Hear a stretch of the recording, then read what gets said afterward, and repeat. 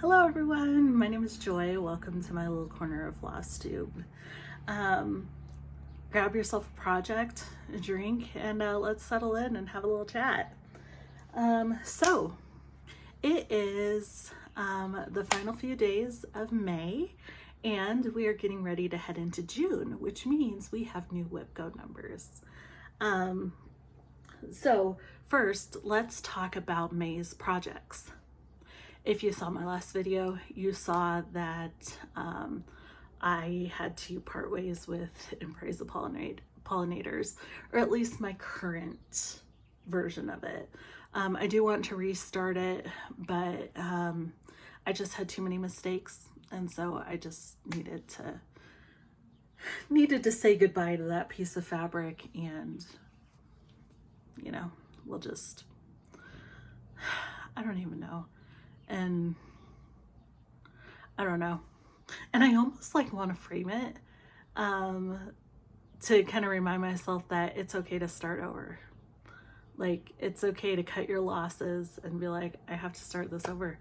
There's just, you know, too many mistakes in this one.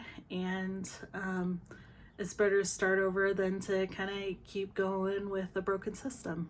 So maybe a good life lesson too.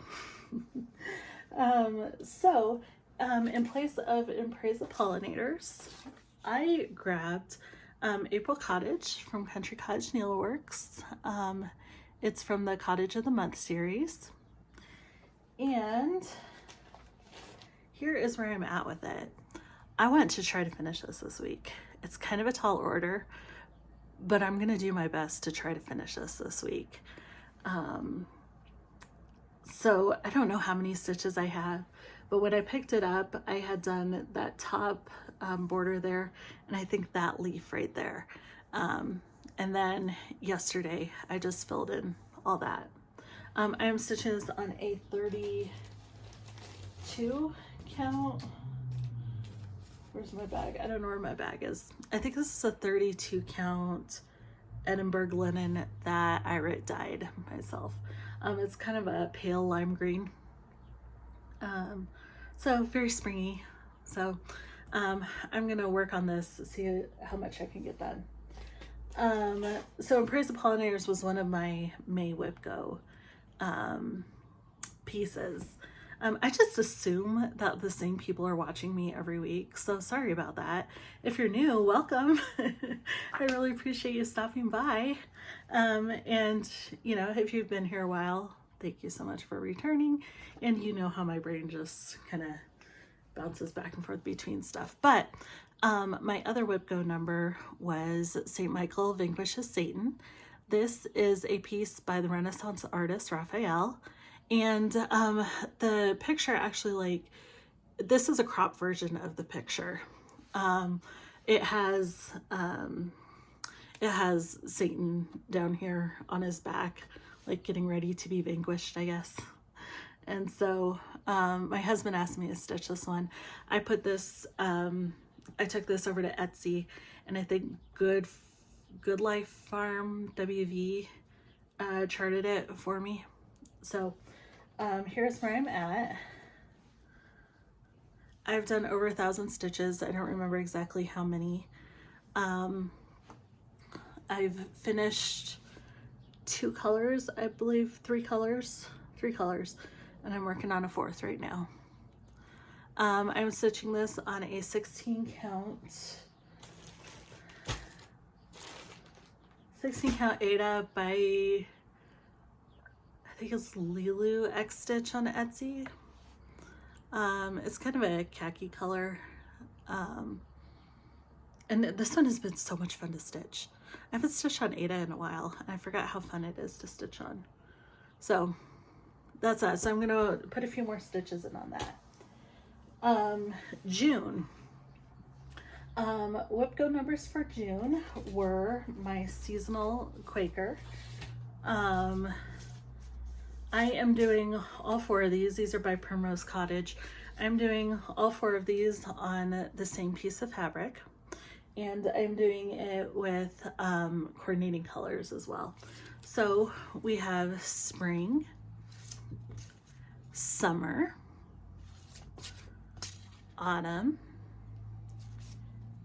and winter. Jason from, I think his channel is Jason Cross Stitch. He just finished this one and he used a variegated thread. Wait, was it variegated or did he just use different colors? I think it was a variegated thread that he used. It turned out so well. Go over to his YouTube and check out his finish. He did such a good job on it. So the colors that I'm using for this,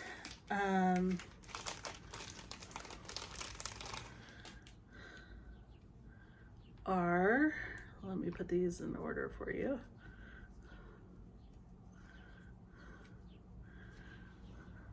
Oops. All right, yeah, these are kind of hard to see. I have a, oh, I don't think I have a, there you go, let's do this.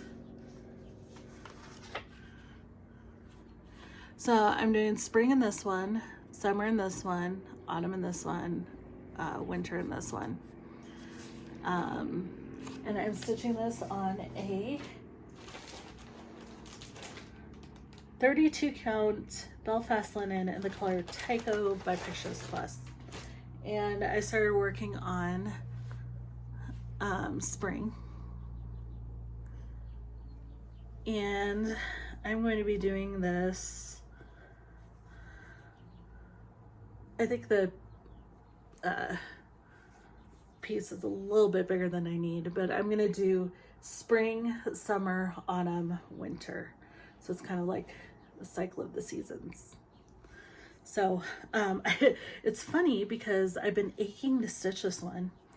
And after I put away and praise the pollinators, I was like, you know what, I'm gonna get out my seasonal Quaker. Well, that was the same day that Whipco numbers came out.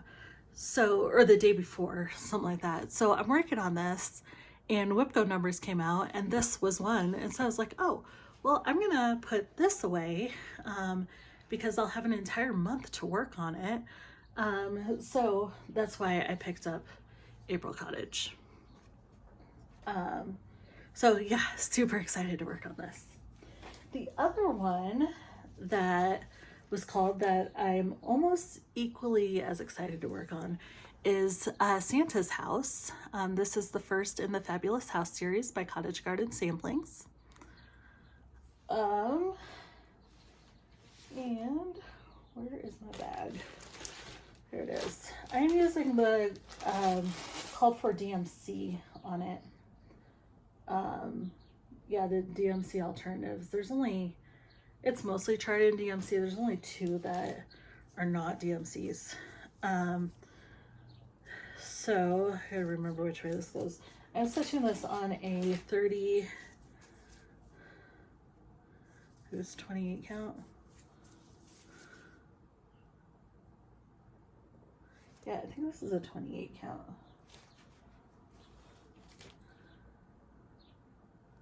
Yeah. Yeah. I'm stitching this on a 28 count mystery linen from my LNS. And that is what I have so far. I had to restart this several times because I kept losing count. But now, like, I think I'm good. I think I'm good. So I am working on, I did a center start and I don't even know where I started. Okay, yeah. I'm working on this band up here. So, yeah. So I want to stitch the entire series with the bonus chart, the Tudor house. So, yeah. So that's where I'm at. Super excited for this one too. So, here are my 2 Whipco pieces. Now, as if that wasn't enough, because it never is, Catherine Stitches is hosting a birthday sale. She's going to be stitching Birthday Cake by Carolyn Manning Designs. And I decided that I'm going to join her. I did purchase the pattern, but other than that, I'm just using all stash stuff. So I'm going to stitch it, and I'm not sure if this starts, I believe her birthday is June 6th, something like that. I need to look up and see if, because I can't remember, if she's starting this June 1st or on her birthday. I think typically birthday starts are started on your birthday. But I don't know. I need to look and see. But I'm going to be using this 32 count Aqua Fresca by Grace Notes. It is beautiful and such a good birthday color too. And I am going to use as much of the called for DMC as possible.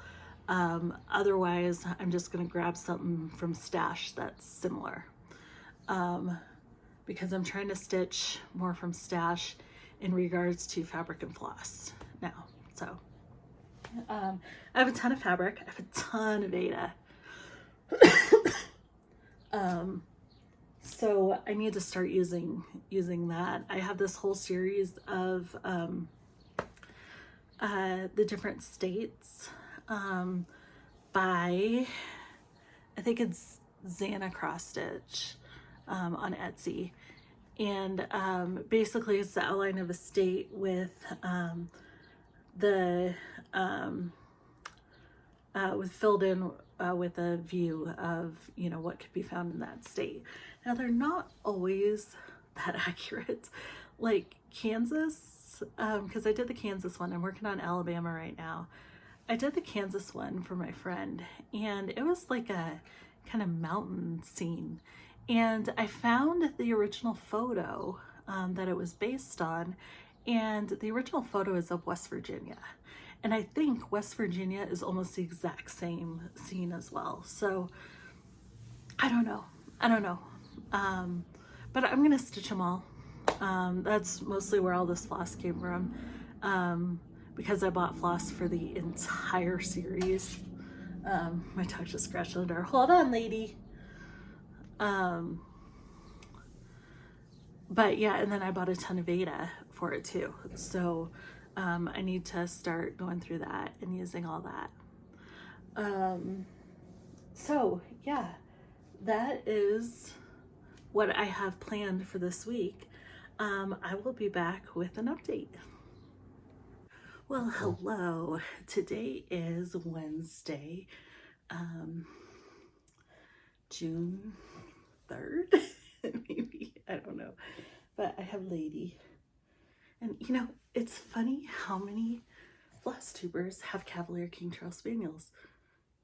She does not like being held like this. She, you know. There you go, how's that? But yeah, I think Teresa Little Stitcher has a couple. And oh, I guess I forgot to look up her name.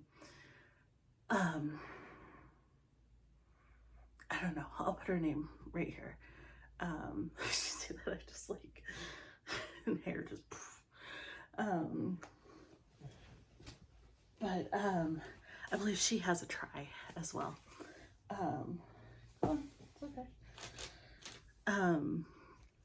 Yeah, they are excellent stitching companions.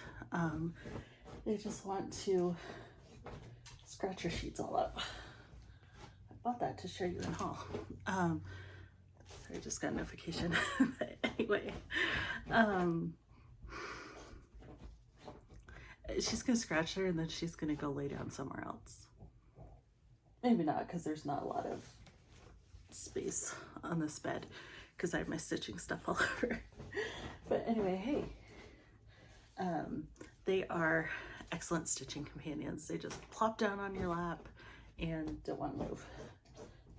They'll stay like that until they either have to go to the bathroom or you move or whatever. But anyway, so what did I do since my last update? Well, the month ended, and so,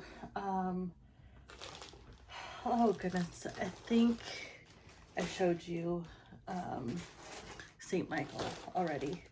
But here's what I've been working on. I decided to pick up Santa's House. It's the number 1 in the Fabulous House series. And here is where I started. And here's where I got to. So not a ton. I'm kind of worried about my margins down here. I thought that I measured it pretty well, but I'm kind of wondering if maybe I didn't. I measured from the middle. So I don't know, maybe the house is just kind of squished, but yeah, I don't know. Hold on, you know what? We can just look. Oh, okay, so I'm working on that part right there. So I should be fine. But anyway, so I realized I'd forgotten to tell you that I did my own kind of color conversion on this. So it originally calls for, oh, you know what? No, I did not. I just had my threads in the wrong place. But I am actually going to do a little bit of a color conversion. So, I'm using the DMC conversion. So this is 347 in DMC. I do have Ladybug, but I wasn't quite thrilled with how pale of a red it is. And it is variegated, very pretty. But I decided I wanted something that was more consistently, you know, bright. So I went with the DMC conversion, and I decided to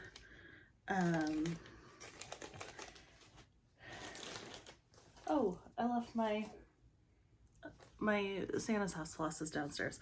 But anyway, I decided that I wanted to make the inside a little bit darker, because I think what was in there was too close to this. It was 221 that's called for. I don't think I have that. No. Is there 221? Maybe, I don't know. Anyway, so I'm gonna stitch something a little bit darker. It's gonna be a little bit on the cooler end, but I keep getting notifications. But yeah, and then I switched out because I didn't have the called for in this gray. I believe this gray is supposed to be a little bit lighter. I'm using a darker one, and I can't even tell you what those numbers are because I left my floss downstairs. So, and I didn't realize it until I started filming. So, anyway, so I got decently far. I don't know how many stitches that is, but I finished the last couple rows of the red, did the white and the gray. So the gray is kind of hard to stitch on this color, but it's fine. I haven't even finished. I need to finish filling in right in there. So yeah, I did not work on my seasonal Quaker this week, but I did also work on April. I can't remember if I showed you. Okay, that is so annoying, getting a call in the middle of filming and it was a spam call. Okay, so what I was saying was, here's where I got to for April. So I finished all that.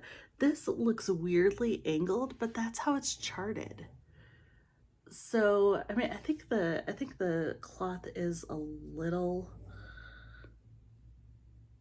warped, but yeah, like I looked at it several times. I was like, why is it going at that weird angle? And that's just the way it was charted. So I'm going to keep working on this until I finish it. This is going to be my extra piece next week as well. So I'm going to keep going with this one. Really want to finish it. And then I can give that pattern as a giveaway. So, okay, so that is it for stitching. I do have a little bit of haul. I got all my colors for Catherine Stitch's birthday sale together, and it's hard to, it's gonna be really hard to show them, but oh goodness. You know what? I posted a picture on Instagram. I'll post it right here too. But I think I'm gonna switch out some of the pinks and the blues because there are a lot of them. There's only one orange and one yellow, so I think I may add another orange and another yellow. I don't know, we'll see.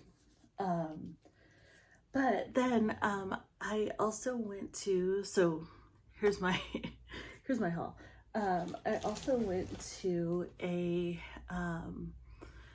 like a maker's market with my friend the other day, and they had all this stuff out front, and it was all like clearance stuff. So I went to go look at it, and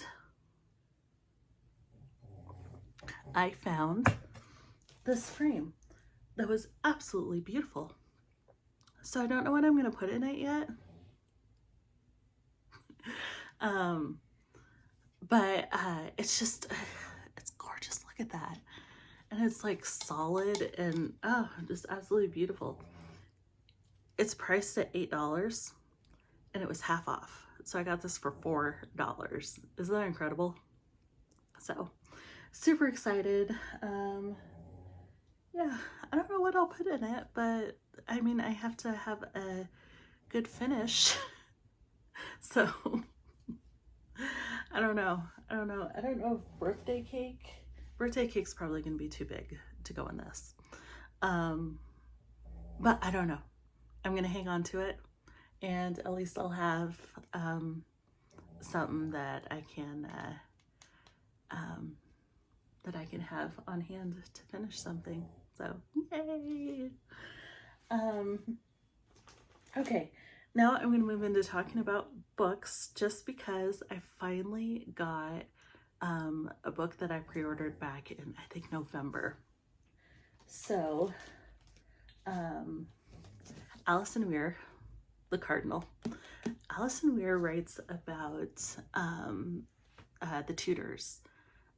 She has like so many series, and I got actually I found her by her Eleanor of Aquitaine book, which was absolutely incredible. Like she's such an amazing author. Her and Philippa Gregory, Jean Plady, here's some others. I haven't read Hilary Mantel yet. I have Wolf Hall on my bookshelf. I feel like there's another. Who's my other one? I don't remember. But Alison Weir is still actively publishing. And so this is her new book. This book is about Cardinal Thomas Wolsey. And I have been waiting for somebody to write about him for so long. Like, there's all sorts of nonfiction stuff. This is fiction. There's all sorts of nonfiction stuff. This is the Cardinal, who is basically Henry VIII's BFF. Well, or so he thought. Wolsey manipulated Henry VIII like nobody's business. He tried to convince him not to marry Anne Boleyn, and I think if Henry VIII had listened to Wolsey, I think the Reformation would not have gotten off as fast as it did, because Henry VIII broke with the Roman Catholic Church so that he could marry Anne Boleyn. And that's how the Church of England was formed, if you were unaware. I know a lot of Stitchers are really into Tudor history, so I'm probably preaching to the choir here. But yeah, you know, Anne Boleyn probably would have led a long and healthy life, but we wouldn't have had Elizabeth I. And so it's just a whole spider web of implications and consequences. So Anyway, so this is about that guy. Philippa Gregory has a book coming out, I think in the fall. She and Alison Weir are my two auto-buy authors, except I did not get Philippa Gregory's latest book. I think it was a nonfiction one.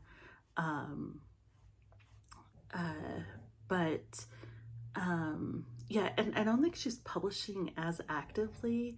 I think she's kind of starting to slow down. But her next book is about Jean Boleyn, who is Anne Boleyn's sister-in-law.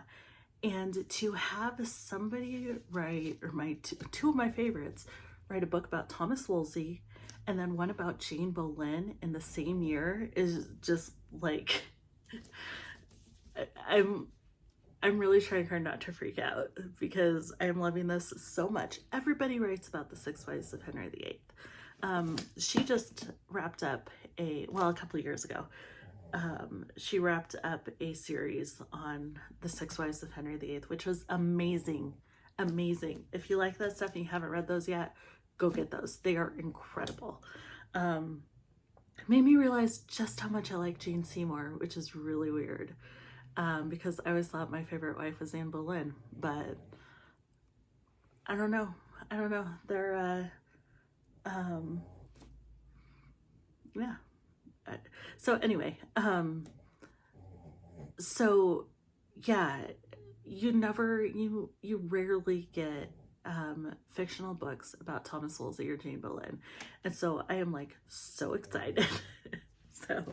so excited to read this. I still have the last book in her last series. She wrote about Elizabeth of York, Henry VIII. It was like a generational thing. So Elizabeth of York was the mother of Henry VIII, who was the father of Mary the First. So I still have the book about Mary the First to read. Yeah. Then I need to get the Jane Boleyn one, which comes out in the fall. So I'm super excited. I'm super excited. Anyway, I will stop rambling about that. Not much in the way of life updates. It's been raining like crazy. It has been so humid this entire week that I'm not used to this. I'm used to dry, arid, like deserty kind of weather. I'm not used to this, but I don't mind it. It's just humidity needs to be where humidity belongs, like Florida, Midwest. That's where humidity belongs. Humidity does not belong in Colorado. So I don't know. Bright side is though, everything is like bright green. Like it's, we really need the moisture. So in a couple of years, we went to our HOA meeting last spring, I think, or in the fall sometime. And no, it was last spring. And I don't remember when it was, but it doesn't even really matter.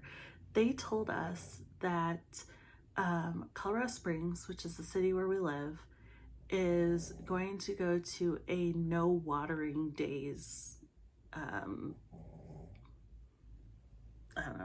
system.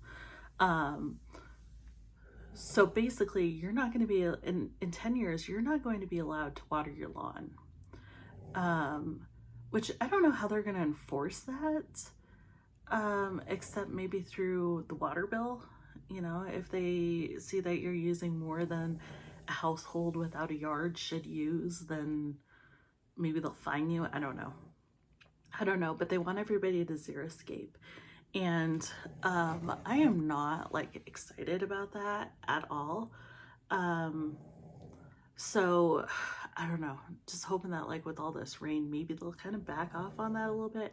I doubt it though, because they're kind of totalitarians with stuff like this.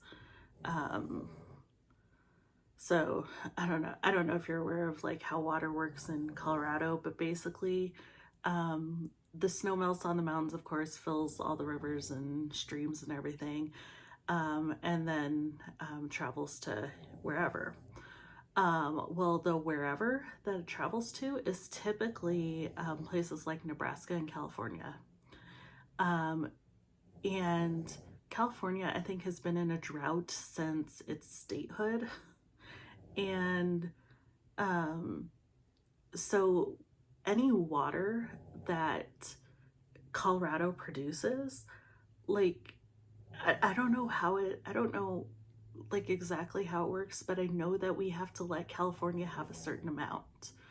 And they get rather angry when we don't. So we have to let a lot of our water run out of the state and into neighboring states.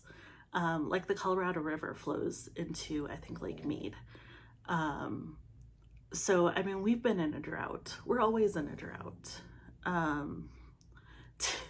To the point where restaurants weren't serving water, like several years ago. Restaurants weren't serving water unless you asked for it, because that's how much of a drought we were in. But anyway, so all that to say, all this rain is good. It's just the humidity that comes with it that I'm not like super excited about. But anyway, so I think I'm going to wrap this up. What are you working on? I'd love to know, what you're stitching. If you have Instagram, come on over to, I think my handle is Captain Stitchy Bug. Come on over and tag me in what you're stitching. I'd love to see it.